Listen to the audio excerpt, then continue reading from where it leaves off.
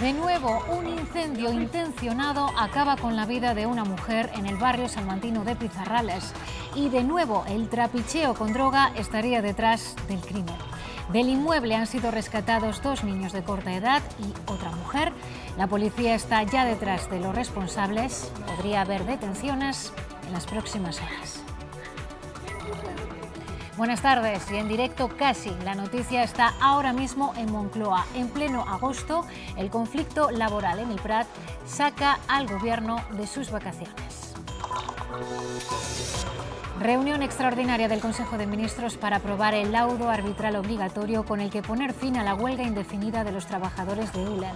El Gobierno comparece a estas horas en un día en el que AENA anuncia huelgas en otros aeropuertos y el Constitucional rechaza el recurso de la Generalitat sobre la reforma express del Parlamento.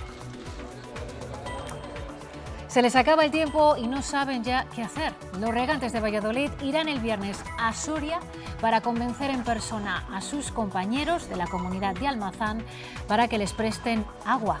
Acusan a la Confederación Hidrográfica del Duero de desatenderse de un asunto que es responsabilidad suya. He estado yo con uno de Confederación y me ha dicho, hasta el 30 de agosto tenéis agua. O sea, tenemos agua en pollos, por eso lo sembré. El 11 de abril me lo dijo. Si no, yo no siembro maíz ni la madre que le trajo al maíz. 36 proyectos de Castilla y León, 8 relacionados con la autovía del Duero, aspiran a entrar en el plan de carreteras en el que el Estado invertirá 5.000 millones de euros. Ha sido la patronal de la construcción la que los ha seleccionado por el beneficio social que supondrían. Enseguida se los detallamos. En cuanto al tiempo, parece que recuperamos el verano. Siguen subiendo las temperaturas en toda la comunidad y mañana nos espera una jornada bastante calurosa y soleada, propia del mes de agosto. El Gobierno ha interrumpido esta tarde sus vacaciones para reunirse en un Consejo de Ministros extraordinario en pleno mes de agosto. El Ejecutivo busca poner fin al conflicto laboral del Prat y lo primero es fijar el procedimiento para establecer un laudo arbitral obligatorio y vinculante. Es decir, que la decisión de ese árbitro, aún por elegir, de hecho es una de las incógnitas, tendrá que ser acatada por ambas partes, empresa y trabajadores. La noticia nos llega ahora mismo en directo desde Moncloa. Allí nos vamos a acercar para seguir la rueda de prensa que está ofreciendo el ministro portavoz y también el ministro de Fomento. Escuchamos. Ustedes conocen con la alerta cuarto de nivel 4 terrorista, que desde luego no hace pensar que esas circunstancias puedan ser extrapolables a otros aeropuertos. En cualquier caso, lo que sí entendemos, y así nos lo están trasladando los sindicatos, es que para evitar que se puedan crear situaciones diferenciadas, lo lógico, lo razonable, es que exista un marco general a través de la negociación colectiva. Y nosotros participamos de esa idea. Y nosotros, vuelvo a repetir, aceptamos la propuesta que nos hacen de crear un grupo de trabajo específico con diversos representantes del Gobierno que nos permita abrir un diálogo de cara a establecer ese marco global y evitar que se puedan producir esos hechos diferenciados atendiendo a la singularidad que tiene cada aeropuerto. Escuchábamos al ministro de Fomento en directo. El Gobierno ha argumentado su decisión de un laudo arbitral obligatorio en razones de seguridad y también en la importancia del aeropuerto afectado. El ministro explicaba así cómo va a funcionar ese laudo. En el plazo máximo de 24 horas desde que se notifique a las partes este acuerdo, las partes deberán proceder a designar un árbitro de mutuo acuerdo. Si no fuera así, transcurrido el plazo sin que se haya logrado el acuerdo al respecto, el árbitro será designado por el Ministerio de Fomento en el plazo de las 24 horas siguientes. Y todo esto en un día en el que AENA se anuncian nuevas huelgas en más aeropuertos.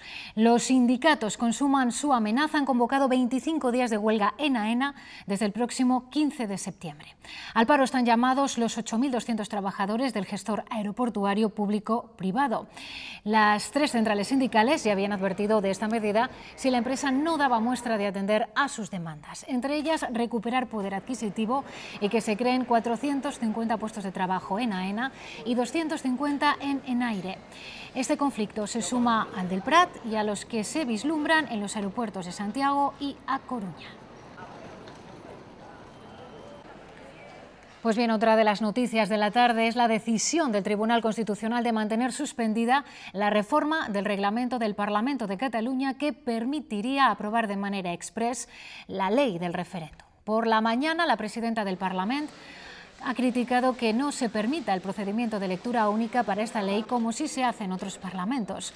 Forcadell había reunido a la mesa de la Cámara, pero ha pospuesto la tramitación de la ley, dice, por la presión judicial y por su complejidad. La mesa sí que ha decidido que presentará una querella contra Mariano Rajoy y Soraya Sáenz de Santamaría por no comparecer en la comisión de investigación sobre la Operación Cataluña. Y a la espera de que el Gobierno se pronuncie sobre este asunto, desde el PP, Pablo Casado advertía esta mañana que el Ejecutivo no pasará ni una al Gobierno catalán ni tampoco al Parlamento y que responderá con proporcionalidad y firmeza si se vulnera la ley. Si hay cualquier resolución o cualquier propuesta que vulnere la legalidad, vamos a contestar con toda la firmeza, pero con toda la proporcionalidad como lo estamos haciendo ahora. Sin ningún tipo de sobreactuación, pero también sin ningún tipo de complejo.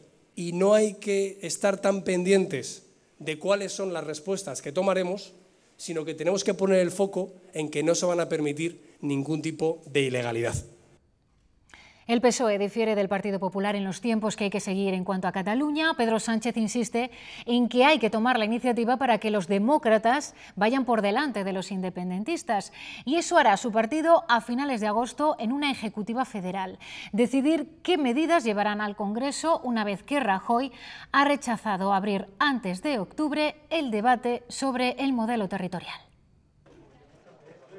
Cataluña y las propuestas para intentar frenar el referéndum han centrado la primera reunión de los socialistas tras las vacaciones, reivindicando de nuevo que son el único partido que ha puesto alguna medida sobre la mesa, y esa, insisten, es la reforma constitucional. Para abrir el calendario anuncian una batería de medidas en el Congreso, pero no las darán a conocer hasta el 28 de agosto. Abrir la posibilidad de reconocer la diversidad territorial. El PSOE abre el debate, pero sortea la decisión de fijar cuántas plurinacionalidades debe recoger la Constitución. Será una dentro de la reforma constitucional para ir a un Estado federal, donde los diferentes partidos políticos, como ya se hizo en el año 78, acuerden, lleguen al consenso y al acuerdo para sacarla adelante. Elude así pronunciarse si Madrid lo es, como ha insinuado uno de los candidatos a liderar el PSOE madrileño. Lastra también ha tenido que responder y aclarar las declaraciones de Óscar Puente sobre Venezuela. Lo que nuestro portavoz quería trasladar es que nosotros nunca vamos a utilizar el sufrimiento del pueblo venezolano para hacer política. Dice que el PSOE no ha cambiado de posición en esto y que no cree que el asunto se esté sobredimensionando. Además, han insistido, reclamarán la comparecencia de Rajoy en el Congreso para hablar de corrupción y han criticado los viajes de Cospedal y Dastis estas vacaciones. El PSOE, como hemos escuchado, ha matizado hoy la respuesta de su portavoz Óscar Puente sobre Venezuela. Aún así, al alcalde de Valladolid le han seguido hoy lloviendo críticas. El secretario autonómico del PP de Castilla y León le ha pedido que rectifique. Es una vergüenza que además, siendo alcalde de Valladolid, cuando hay 13 alcaldes en Venezuela que están exiliados o encarcelados, él como alcalde de una ciudad que se ponga al lado de los represores de la dictadura venezolana, ¿no? Es algo incomprensible. Nuevo revés para Juana Rivas en los tribunales. El Constitucional ha rechazado el recurso de amparo de la granadina en el que pedía la paralización de la entrega de los menores a su padre. El motivo es que los magistrados creen que es extemporáneo. Esta decisión, que no estaba prevista en el orden del día, ha sido tomada por la sala de vacaciones del tribunal. Mientras, Juana permanece desaparecida desde el pasado 26 de julio y en busca y captura desde el 8 de agosto.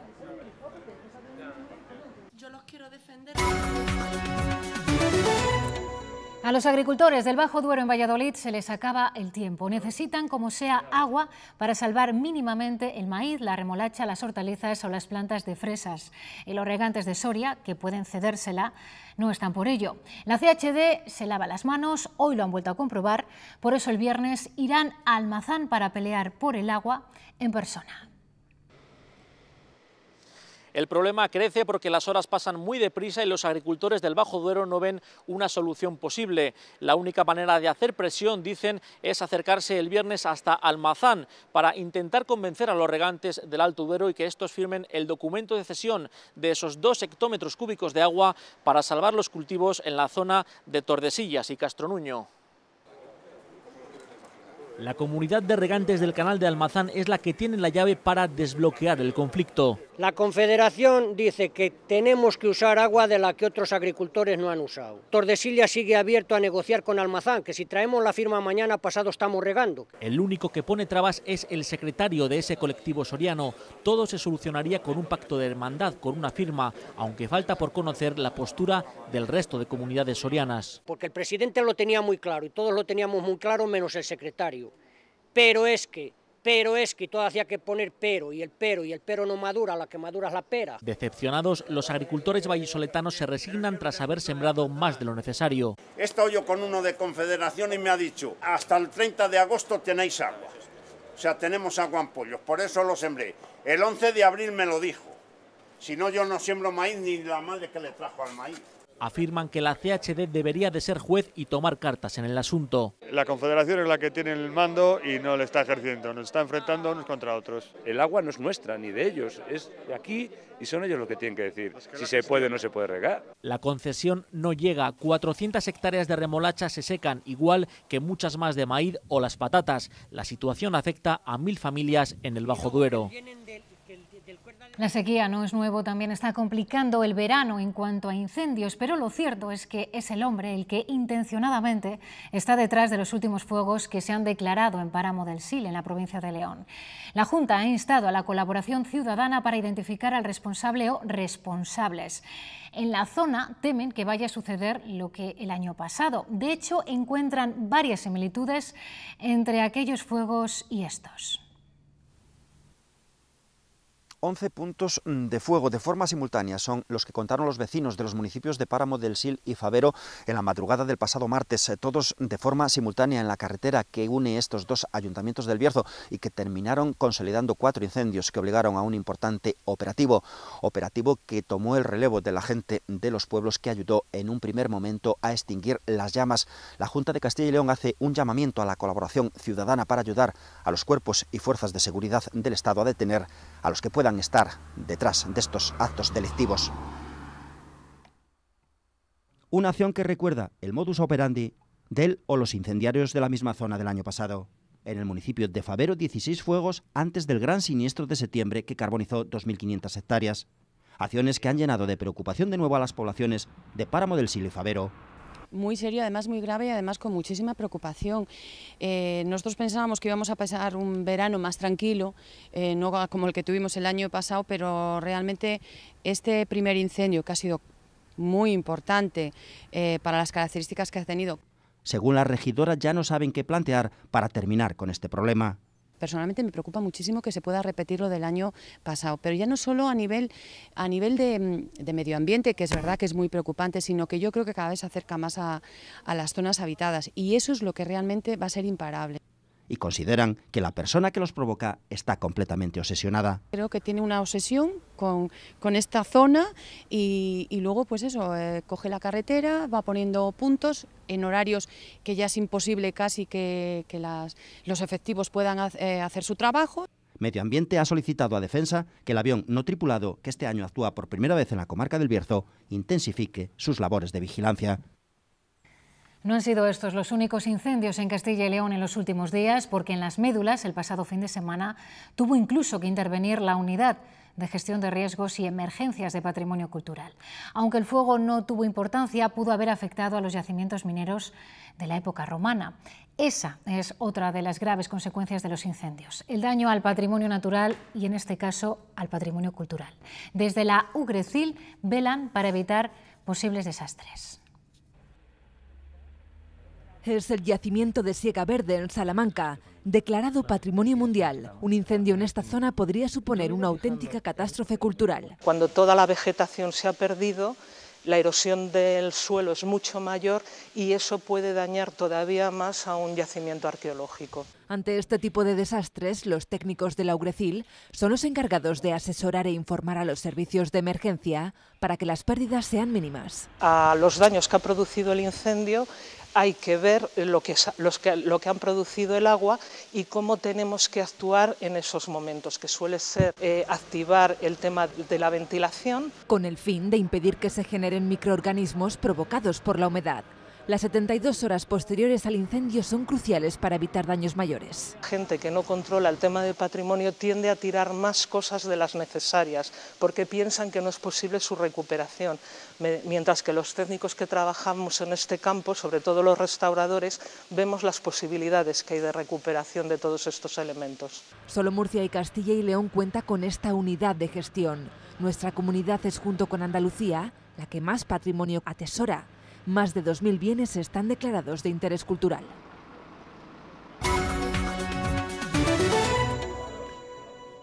Una mujer de unos 25 años ha muerto esta tarde en el incendio de su vivienda en el barrio salmantino de Pizarrales. Aunque se ha declarado secreto de sumario, la policía considera que podría tratarse de un incendio intencionado en un posible ajuste de cuentas por narcotráfico. En el lugar de los hechos se encuentra Paco Gómez. Paco, ¿qué más detalles se han conocido? Buenas tardes. Por el momento continúa la investigación aquí en este punto, en la calle Limón, en el barrio salmantino de Pizarrales, donde ha sucedido la trágica desgracia poco antes de las 3 de la tarde. A esa hora los bomberos recibieron aviso de un incendio propagado en una vivienda. A su llegada se encontraban a 2 personas que estaban siendo auxiliadas por los vecinos y que pudieron salvar la vida gracias a que pasaron al tejado de una vivienda aneja. Sin embargo, en el interior de la casa se encontraba una mujer que finalmente fallecía como consecuencia del gas y de la alta temperatura del interior de la vivienda. Por el momento parece ser que las primeras investigaciones han encontrado algún tipo de sustancia acelerante en el interior del edificio, por lo que la primera hipótesis de los agentes es que el incendio pudo haber sido intencionado. Eso sí, todo transcurre bajo secreto de sumario y a la espera de que la investigación pueda detallar las circunstancias de este desafortunado suceso. Sin botín y con el subdirector del banco herido. Así ha finalizado esta mañana un intento de atraco en la localidad palentina de Dueñas. Al parecer, un hombre entró en esta oficina de CaixaBank armado con una navaja y atacó al empleado, al que causó cortes en el brazo y en la mano. Tras la agresión, huyó a toda velocidad en un coche donde le esperaba un cómplice.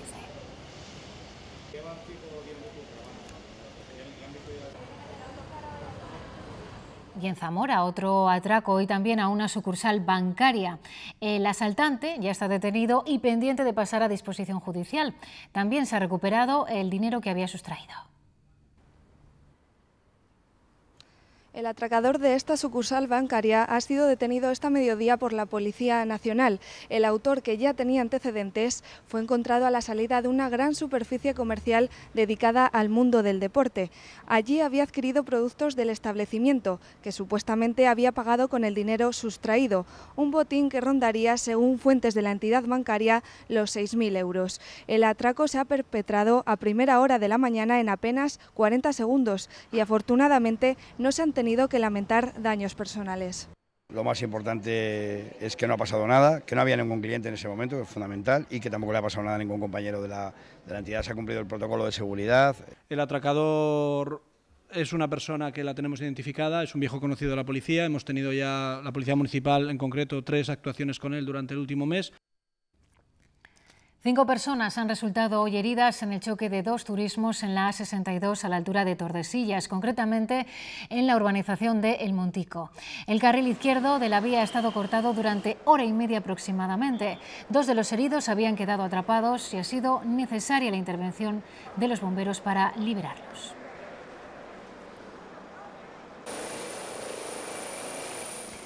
5.000 millones de euros destinará el Gobierno de España a su plan extraordinario de carreteras y entre los proyectos que aspiran a un trocito de esa financiación están 36 de Castilla y León, 8 relacionados con la autovía del Duero. Los ha seleccionado en su informe la Asociación de Constructores SEOPAN. Hemos tenido acceso a este documento en el que el Gobierno basará su decisión final. La autovía del Duero es la infraestructura prioritaria en este informe. La Asociación de Grandes Constructoras considera que tienen esa categoría casi 150 kilómetros que ahora están en redacción, con un beneficio social de cerca de 36 millones de euros. En concreto apuntan a los 4 tramos que faltan entre Tudela y Aranda de Duero, 78 kilómetros a los que se suman otros 69 en Zamora, que unirían por autovía la capital de la provincia con San Martín del Pedroso. Son 8 de los 36 proyectos de carretera que contiene el documento que SEOPAN ha remitido al Gobierno para que elija los que incluirá el plan de carreteras. También está la autovía entre León y Valladolid, que está aprobada pero sin licitar. 92 kilómetros que servirían a más de 1 millón de habitantes de su entorno y con un beneficio social que supera los 17,2 millones de euros. Y también, en la provincia de León, incluye los 125 kilómetros de la A76, entre Ponferrada y Orense. En Soria consideran prioritaria la unión entre Los Rábanos y el límite con Zaragoza, pasando por Ágreda. Además recogen los 78 kilómetros que separan Palencia y Villalpando, dentro del corredor hacia Benavente. En Burgos están los 3 tramos entre Montorio y Quintana Ortuño a través de la A73 y otros 3 de la A12, entre Ibeas de Juarros y Santo Domingo de la Calzada, casi 100 kilómetros en total. En Valladolid, los 23 kilómetros de la Ronda Supersur entre Simancas y Tudela de Duero y el tercer carril de la A62 entre Cigales y Simancas. También están actuaciones en carreteras autonómicas de Salamanca, Palencia, León, Segovia, Soria y Ávila. El documento suma también 5 proyectos de AVE y otros 38 de regadíos o abastecimiento de agua. En total, 79 actuaciones que ascienden a 7.158 millones. No solo las provincias y comunidades afectadas esperan la decisión del Gobierno sobre estas infraestructuras prioritarias, casi tanto más la esperan las empresas de la construcción. Para ellas es una oportunidad de trabajo, oportunidad para la que han tenido que moverse y, en el caso de las más pequeñas, unirse para poder hacer frente al adelanto económico que tendrán que afrontar. Las constructoras adelantarán un 20% del coste, otro 40% llegará de fondos financieros y el resto del Banco Europeo de Inversión. Una vez hecha la obra, el Estado la pagará en 30 años. Es lo que se conoce como pago por disponibilidad, que obligará a las empresas a adelantar cientos de millones de euros, por lo que solo las grandes entrarán en el reparto. Las empresas de Castilla y León tienen que, aunque hay muy buenas empresas, pues unirse, hacer UTEs o convenios o asociarse con grandes constructoras nacionales.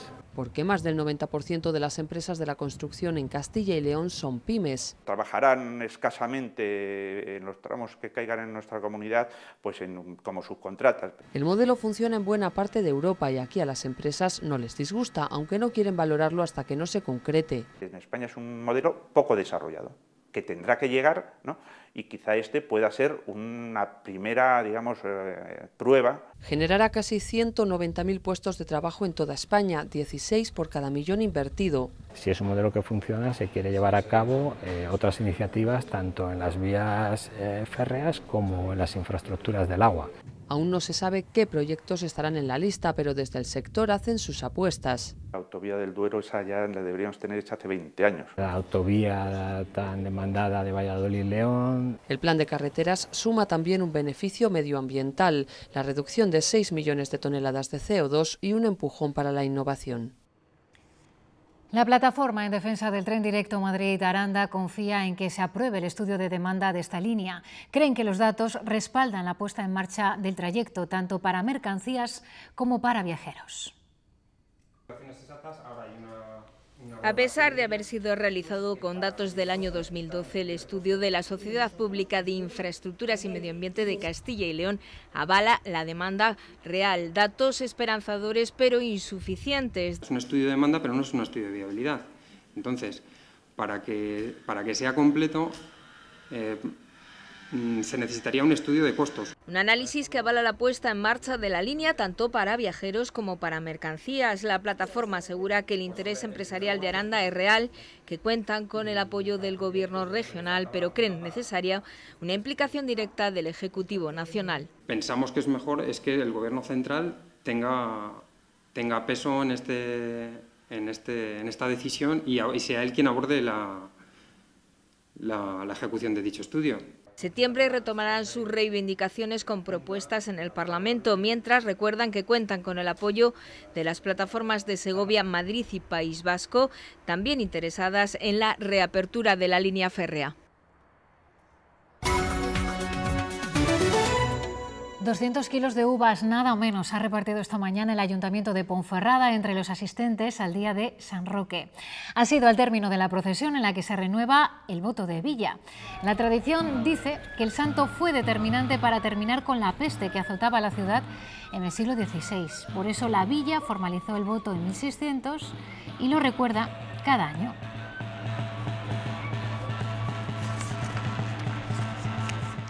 Un equipo de 15 personas integrado por investigadores y estudiantes trabajará hasta finales de este mes de agosto en el yacimiento de la localidad segoviana de Duratón. Buscan convertir en zona visitable la antigua ciudad romana de Confluenta, la única de Segovia que se puede excavar en su totalidad.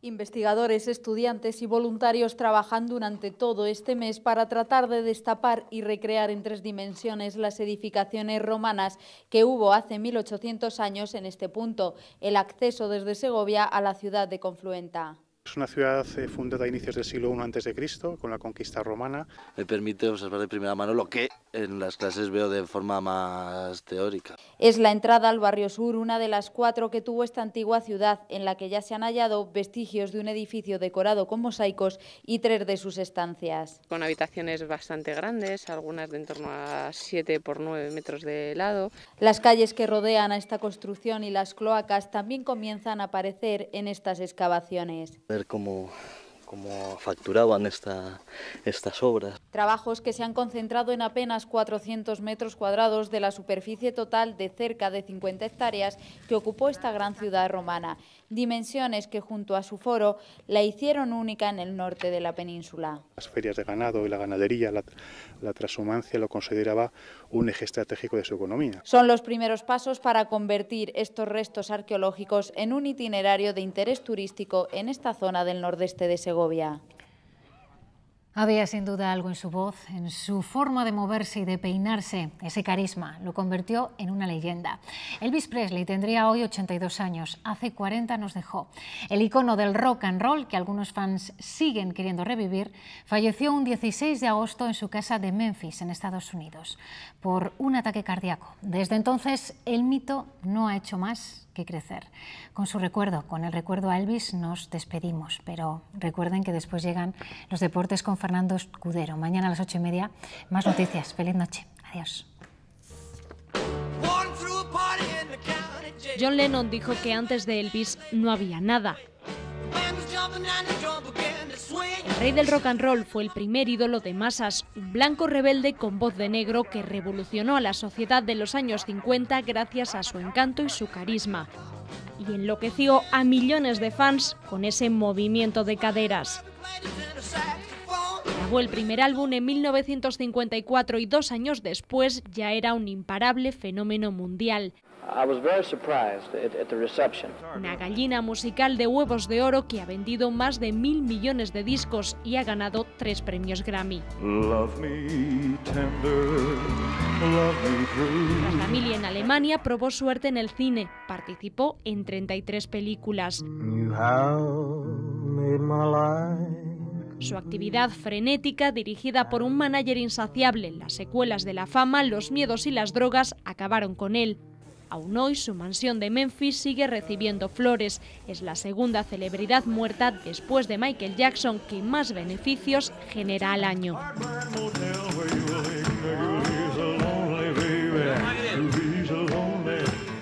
You'll be so lonely, you could die.